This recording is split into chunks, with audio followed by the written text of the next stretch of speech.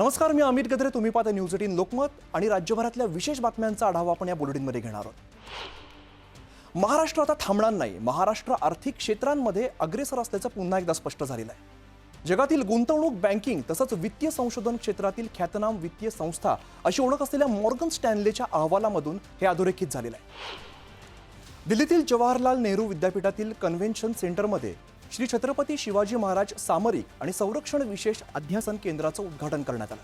तसंच कुसुमाग्रज मराठी भाषा, साहित्य आणि संस्कृती अध्यासन केंद्राचं सुद्धा उद्घाटन करण्यात आलं. महाराष्ट्राचे मुख्यमंत्री देवेंद्र फडणवीस यांच्या हस्ते उद्घाटन पार पडलं. शिवरायांच्या युद्धनीतीचे आज सुद्धा जगभरात कौतुक होतं. त्यांची प्रत्येक लढाई सामरिक शक्तीचं उदाहरण आहे असे उद्गार यावेळेला मुख्यमंत्री देवेंद्र फडणवीसांनी काढले. तर मराठी भाषेला अभिजात भाषेचा दर्जा दिल्याबद्दल पंतप्रधान मोदींचे त्यांनी आभार मानले.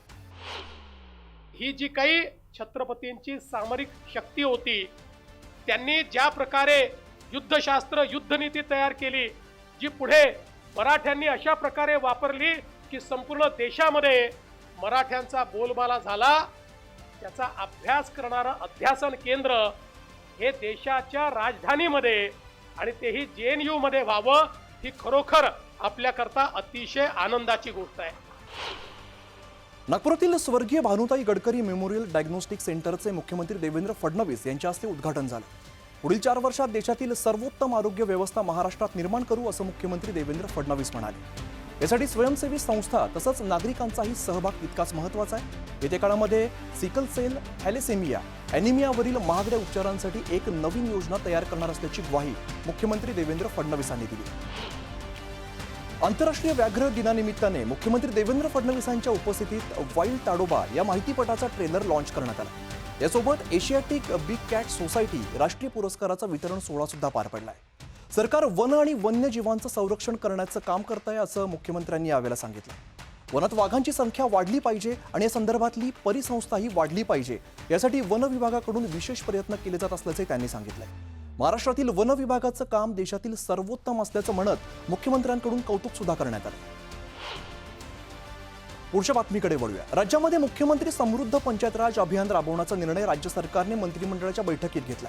तसंच महिला बचत गटांच्या उत्पादनांसाठी 10 जिल्ह्यांमध्ये उमेद मॉल ग्रामीण महिला सबलीकरणासाठी 200 कोटींचा निधीची तरतूद केली जाणार आहे. शेतीमालास रास्त भाव मिळवून देण्यासाठी राष्ट्रीय नामांकित बाजारतळ स्थापना करण्याचा निर्णय राज्य सरकारने घेतलाय.